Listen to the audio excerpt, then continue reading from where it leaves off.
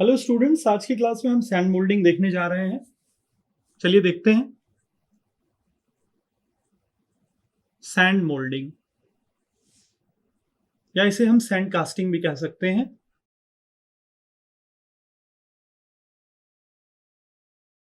Sand moulding casting में बड़ा ही basic casting process है।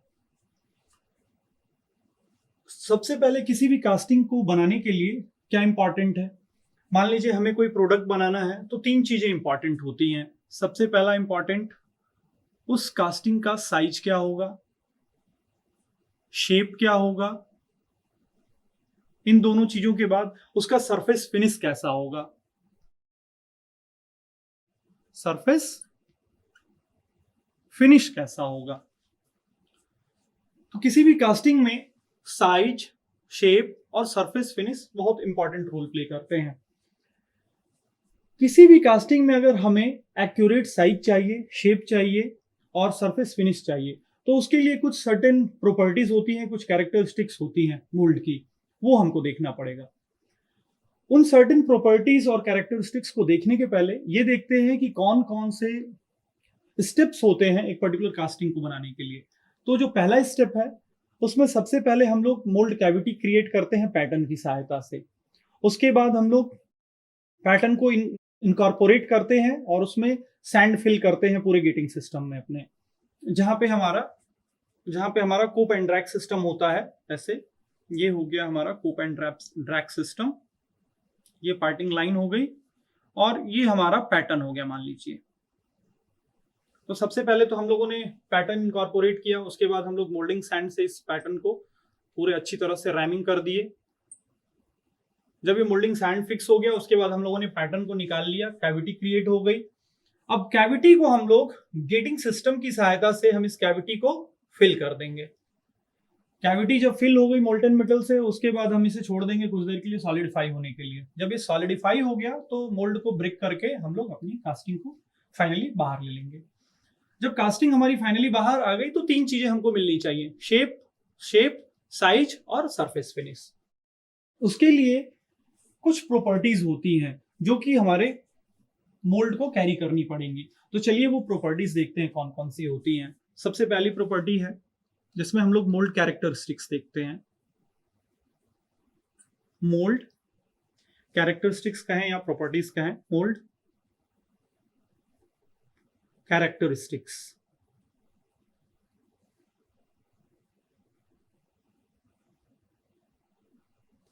तो मोल्ड कैरेक्टरिस्टिक्स में सबसे पहले हम देखेंगे परमिएबिलिटी।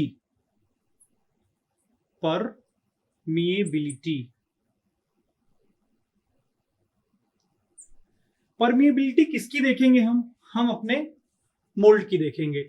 मोल्ड में जो सैंड है, हमारा सैंड है, उसमें पोर्स हैं कि नहीं, उसमें हम लोगों ने वेंट क्रिएट किए हैं कि नहीं। अगर हम लोगों ने वेंट क्रिएट किए हैं, अगर हम लोगों ने क्रिएट किए हैं तो परमिएबिलिटी अच्छी होगी। परमिएबिलिटी क्या होता है? Gas evolving capacity from the moulding sand, उसे हम लोग परमिएबिलिटी बोलते हैं। मोल्डिंग सैंड की बात अगर कर रहे हैं तो ये देखिए, ये हमारा मोल्डिंग सैंड से ही हमारा मोल्ड बनता है। तो मोल्डिंग सैंड में क्या क्या इंपॉर्टेंट कंपोनेंट्स होते हैं? जब भी हम सैंड प्रिपेयर करते हैं तो सबसे पहले होता है हमारा सिलिका सैंड होता है। इसे हम लोग रिवर सैंड भी बोलते हैं। उसके बाद आता है क्ले में भी दो टाइप्स होते हैं, एक बेंटोनाइट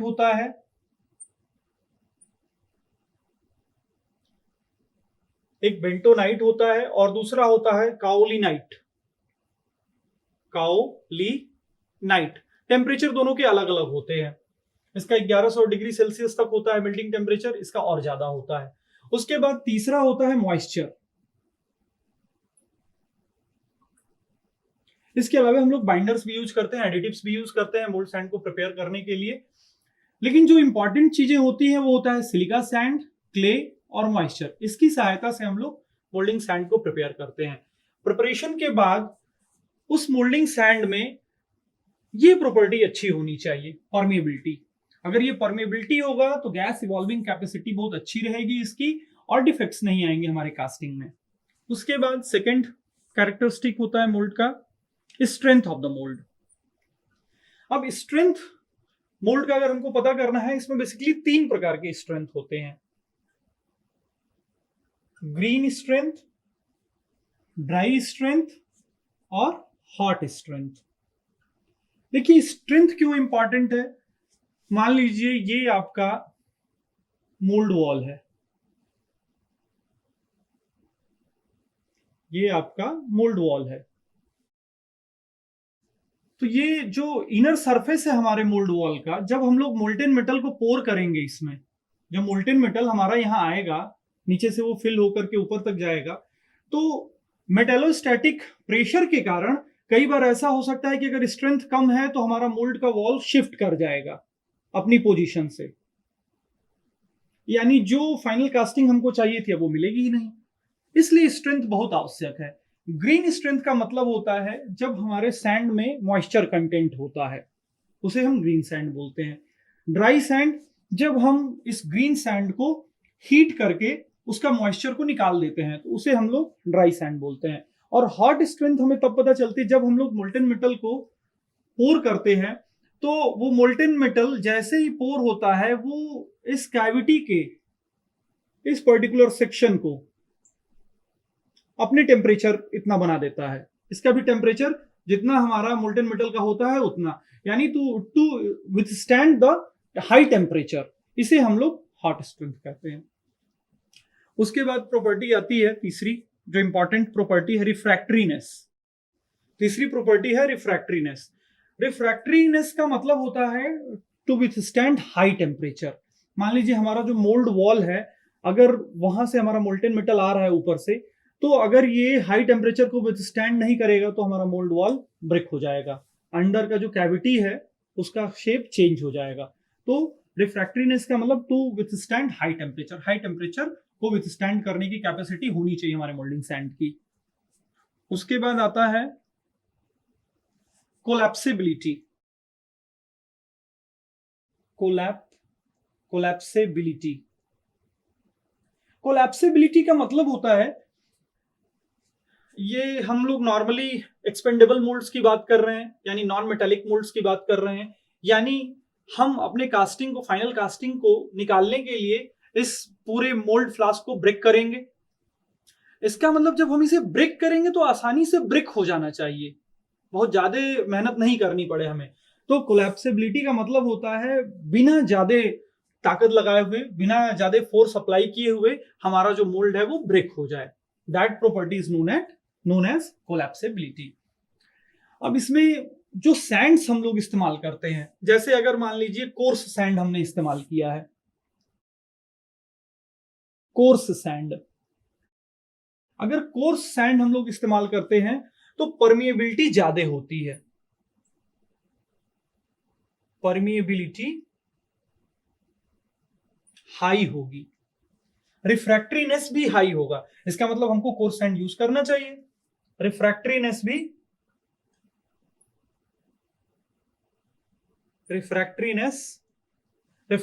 भी हाई होगा, ये आई है, रिफ्रैक्ट्रीनेस हाई होगा, ठीक है, दोनों चीजें हाई होंगी अगर हम लोग कोर्स सैंड लेते हैं तो। परमेबिलिटी अच्छा होने का मतलब गैस इवॉल्विंग कैपेसिटी अच्छी हो गई, रिफ्रैक्ट्रीनेस का मतलब कि जो हीट को वो विथस्टैंड करेगा वो बहुत अच्छे से करेगा कोर्स सैंड के केस में। अब हम बात करते हैं अगर राउंड सैंड है, अगर राउंड सैंड है, तो राउंड सैंड के केस में जो हमारी परमिएबिलिटी होती है वो कम हो जाएगी, परमिएबिलिटी लो हो जाएगी, परमिएबिलिटी क्या हो जाएगी, कम हो जाएगी, लेकिन स्ट्रेंथ इंप्रूव करेगा, लेकिन strength high strength, but it is of, अगर हम इसे राउंड सैंड को यूज करते हैं तो हाई स्ट्रेंथ हमें मिलेगा, हाई स्ट्रेंथ मिलेगा। उसी प्रकार से अगर हम लोग इरेगुलर सैंड यूज करेंगे तो उसमें भी हमारी परमिएबिलिटी बढ़ेगी। तो ये हो गया मोल्ड कैरेक्टरिस्टिक, जिसमें परमिएबिलिटी, स्ट्रेंथ, रिफ्रैक्ट्रीनेस और कोलैप्सिबिलिटी, ये जो प्रॉपर्टीज है वो इंपॉर्टेंट रोल प्ले करती हैं। इसके बाद इस कास्टिंग को इंप्रूव करने के लिए हम कुछ सैंड्स का इस्तेमाल करते हैं। तो देखते हैं कौन कौन से सैंड्स होते हैं। टाइप्स ऑफ सैंड, इसमें मेनली 3-4 प्रकार के सैंड होते हैं। पहला होता है फेसिंग सैंड, फेसिंग सैंड। उसके बाद होता है बैकिंग सैंड,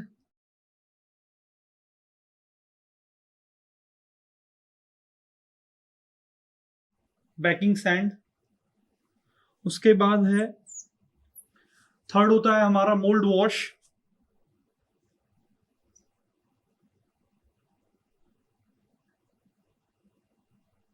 मोल्ड वॉश। इसके बाद एक और इंपॉर्टेंट सैंड होता है जिसे हम लोग पार्टिंग सैंड बोलते हैं। तो देखिए फेसिंग सैंड क्या होता है, मान लीजिए ये हमारी मोल्ड कैविटी है, ये हमारी मोल्ड कैविटी है। अब इसमें जो सैंड इनर वॉल्स पे रहता है कैविटी के, यानी ये जो मोल्ड वॉल है उसके इनर सरफेस पे जो सैंड हम लोग प्लेस करते हैं, इस सैंड को हम लोग फेसिंग सैंड बोलते हैं। जो इनर वॉल्स पे हम लोग प्लेस करते हैं, this sand is known as facing sand. Facing sand का काम क्या होता है कि जैसे ही हमारा मोल्टेन मेटल ऊपर से आता है तो ये फेसिंग सैंड ही उस मोल्टेन मेटल को विथस्टैंड करता है। सबसे पहले उस मोल्टेन मेटल को हमारा फेसिंग सैंड ही विथस्टैंड करता है। उसके बाद बैकिंग सैंड होता है। Banking sand just facing sand के पीछे होता है, यानी जस्ट ये जो हमारा फेसिंग सैंड है उसके पीछे होगा। यानी मान लीजिए यहां पे हमारा फेसिंग सैंड है, फेसिंग सैंड यहां है, तो जस्ट इसके पहले होगा हमारा banking sand. Banking sand basically हमारे फेसिंग सैंड को सपोर्ट करता है। बैकिंग सैंड जो भी होता है वो हमारे फेसिंग सैंड को सपोर्ट करने के लिए यूज होता है, यानी बैकिंग सैंड हमेशा फेसिंग सैंड के पीछे रहेगा। उसके बाद है हमारा मोल्ड वॉश। तो मोल्ड वॉश में हम लोग क्या करते हैं, ग्रेफाइट पाउडर होता है, ग्रेफाइट पाउडर होता है, इसको हम लोग मॉइस्चर के साथ मिक्स कर देते हैं, इसको वेट कर देते हैं इस पाउडर को। उसके बाद इससे हम लोग क्या करते हैं, जो भी हमारा जैसे मोल्ड का वॉल है, मान लीजिए ये हमारा मोल्ड का वॉल है, तो मोल्ड वॉल में जो हम लोग मोल्ड वॉल प्रिपेयर करते हैं तो उसमें कुछ इरेगुलरिटीज होती हैं, तो उस इरेगुलरिटीज को जब हम इस पर्टिकुलर पाउडर का, जब हम लोग इसको मॉइस्चर से मिक्स करके जब हम लोग इसे यहां पे जब हम लोग रखते हैं तो ये जितने भी फाइन पोर्स होते हैं वो फिल हो जाते हैं। तो मोल्ड वॉश का काम क्या है, to fill the fine pores, fine pores, to fill the fine pores. उसके बाद लास्ट हमारा आता है पार्टिंग सैंड। तो मान लीजिए ये हमारा कोप एंड ड्रैग सिस्टम है, ये पार्टिंग लाइन है, ये कोप है और ये ड्रैग है, और ये हमारा पीएल पार्टिंग लाइन हो गया। मान लीजिए ये हमारा पैटर्न है, यहां पे ये हमारा पैटर्न है, क्या है ये पैटर्न। अब ऊपर भी सैंड है, कोप में भी, ड्रैग में भी सैंड है, पैटर्न के ऑल ओवर भी सैंड है। पार्टिंग सैंड बेसिकली ऊपर वाले पोर्शन को, ऊपर वाले सैंड को, कोप वाले सैंड को ड्रैग वाले सैंड से स्टिक नहीं होने देता है, जिससे कि हम लोग आसानी से दोनों बॉक्स को अलग कर सके और पैटर्न को भी आसानी से हम निकाल सके। तो पार्टिंग सैंड का ये यूज होता है। अब देखते हैं कि कौन कौन से फैक्टर्स हैं जो फ्लूइडिटी को अफेक्ट करते हैं, क्योंकि फ्लूइडिटी बहुत इंपॉर्टेंट रोल प्ले करता है हमारे कास्टिंग में। फैक्टर्स अफेक्टिंग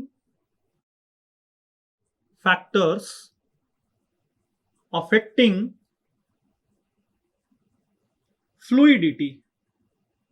देखिए फ्लूइडिटी क्यों आवश्यक होता है? जब हम मेटल को मेल्ट करते हैं और मेल्ट करने के बाद उसे जब हम पोर करते हैं, तो मान लीजिए कि हमारे पास कोई इंट्रिकेट शेप है, हमारे पास कोई इंट्रिकेट शेप है जो थोड़ा सा टिपिकल शेप है, तो पता चला कि फ्लूइडिटी अगर कम है तो हमने यहां से, मान लीजिए हमने यहां से मोल्टेन मेटल पोर किया, मोल्टेन मेटल आ रहा है, आते आते यहां पे पता चला मोल्टेन मेटल सॉलिडिफाई हो गया। फ्लूइडिटी कम होने के कारण यहां पे सॉलिडिफाई हो गया, यानी यहां सॉलिडिफाई हो गया तो इसके आगे जाने में उसे दिक्कत होगी। तो इसी वजह से फ्लूइडिटी हमेशा हाई होनी चाहिए। अगर हाई फ्लूइडिटी है तो वो हमारे कास्टिंग के लिए बहुत अच्छा रहेगा। अगर फ्लूइडिटी हाई है तो हमारे कास्टिंग के लिए बहुत अच्छा रहेगा। आसानी से हमारा मोल्टेन मेटल एंड कैविटी तक पहुंचेगा, इंट्रिकेट शेप्स अगर है वहां तक पहुंचेगा और आसानी से उस कैविटी को फिल करके कास्टिंग को तैयार करेगा। तो कौन कौन से फैक्टर्स हैं जो फ्लूइडिटी को अफेक्ट करते हैं? तो चलिए इसमें 2-3 फैक्टर्स हैं। सबसे पहले हम देख लेते हैं कि जो हम लोग मेटल्स यूज कर रहे हैं उस केस में क्या होता है। तो हम देखते हैं कि मेटल्स बीइंग यूज्ड, जिस मेटल को हम लोग यूज कर रहे हैं और जिस मेटल को हम लोग मेल्ट करने वाले हैं उसमें क्या क्या प्रॉपर्टीज होनी चाहिए। तो सबसे पहला है सॉलिडिफिकेशन रेंज। सबसे पहला है सॉलिडिफिकेशन रेंज। देखिए अगर मेटल्स की बात हम करते हैं तो आप लोगों को ध्यान होगा कूलिंग कर्व। मेटल्स के केस में ये हो गया हमारा टेम्परेचर और ये हो गया हमारा टाइम। तो मेटल्स के केस में या प्योर एलॉयस के केस में अगर हम लोग देखें, जो कि यूटेक्टिक कंपोजिशन होता है प्योर एलॉयस का, तो उनका सॉलिडिफिकेशन टेम्परेचर एक होता है, यानी एक ही टेम्परेचर पे वो सॉलिडिफाई होते हैं, टीएफ यानी फ्रीज होते हैं। लेकिन अगर ऐसे एलॉयस की बात करें हम जो कि जिनका कंपोजिशन यूटेक्टिक नहीं है, तो वो एक रेंज तक जाते हैं। मतलब वो उनका जो सॉलिडिफिकेशन होता है वो इस प्रकार से होगा, एक रेंज तक होगा। यानी ये देखिए, ये रेंज हो गई जहां पे वो सॉलिडिफाई हो रहा है। तब बड़ी दिक्कत हो जाती है। उसमें क्या होता है कि पता चला हम लोगों ने मोल्टेन मेटल पोर किया और कहीं बीच में ही वो सॉलिडिफाई हो गया है, तो उसमें दिक्कत होती है। इसीलिए डायरेक्शनल सॉलिडिफिकेशन भी जरूरी होता है और एक टेम्परेचर पे वो सॉलिडिफाई करे ये भी आवश्यक होता है। तो फर्स्ट पॉइंट हो गया सॉलिडिफिकेशन रेंज। उसके बाद हम देखते हैं सरफेस टेंशन।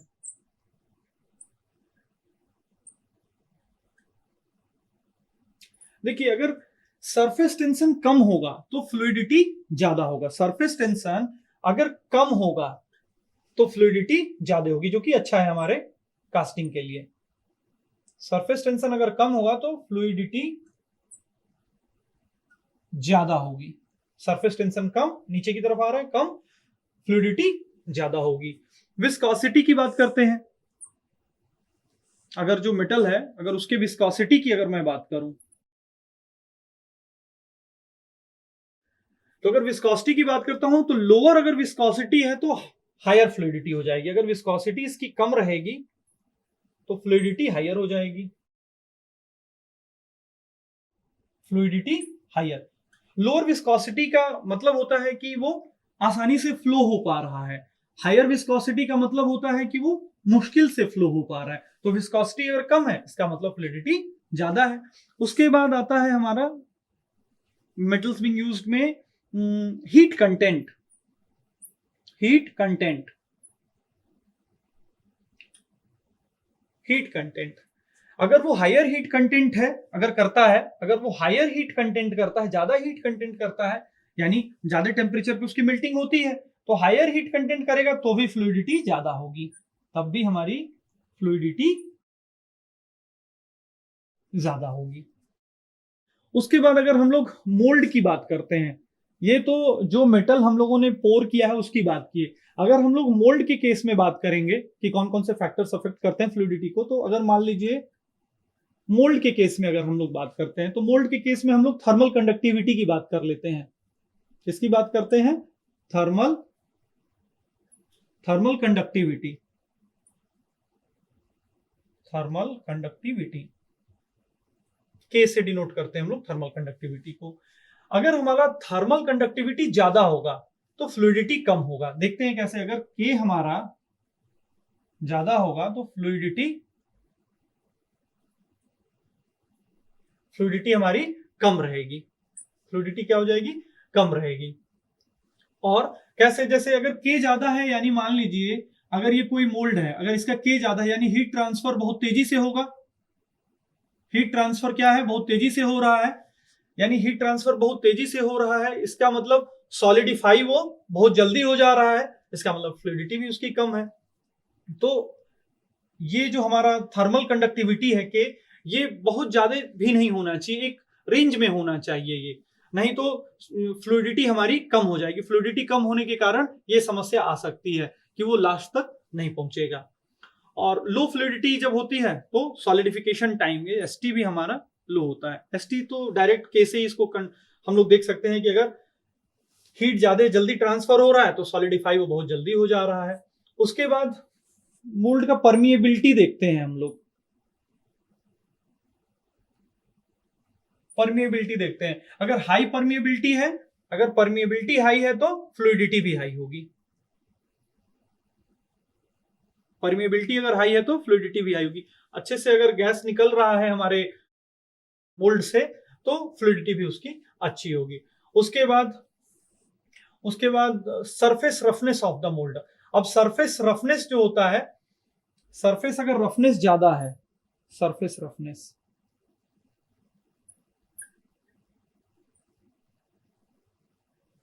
रफनेस अगर है हमारे पर्टिकुलर मोल्ड में तो फ्लूइडिटी इसके कारण भी हमारी कम हो जाएगी। सरफेस रफनेस है तो यहाँ पे फ्लूइडिटी हमारी कम हो जाएगी। और टेम्परेचर की बात करें, अगर हायर टेम्परेचर है, अगर मोल्ड हमारा हाई टेम्परेचर को विथस्टैंड करता है और खुद भी वो हाई टेम्परेचर को मैनेज करता है, तो अगर हायर टेम्परेचर है, यहाँ पे हायर टेम्परेचर, तो भी फ्लूइडिटी हमारी बढ़ जाएगी। तो यहाँ पे फ्लूइडिटी जो होती है हमारी, फ्लूइडिटी विल बी हायर। तो ये हायर टेम्परेचर जो फ्लूइडिटी है ये नॉर्मली पोरिंग मेटल्स के लिए हम लोग देखते हैं। जैसे हम लोगों ने मेटल्स बीइंग यूज्ड, तो पोरिंग मेटल के लिए है ये इसमें नहीं आएगा, मोल्ड के लिए नहीं है, ये अलग है। Higher temperature fluidity pouring metal के लिए है, ये पोरिंग मेटल के लिए जिसको हम लोग पोर करते हैं। अब एप्लीकेशंस देख लेते हैं सैंड कास्टिंग के। सैंड कास्टिंग का प्रयोग कहाँ कहाँ होता है? एयर कंप्रेसर पिस्टन्स में होता है, बियरिंग्स में, ब्लोअर्स एंड इम्पेलर्स में, बुशिंग्स में, कैम्स में, इलेक्ट्रॉनिक इक्विपमेंट्स में और इंजन क्रैंक केसेस में। That's all for today's class. Thank you.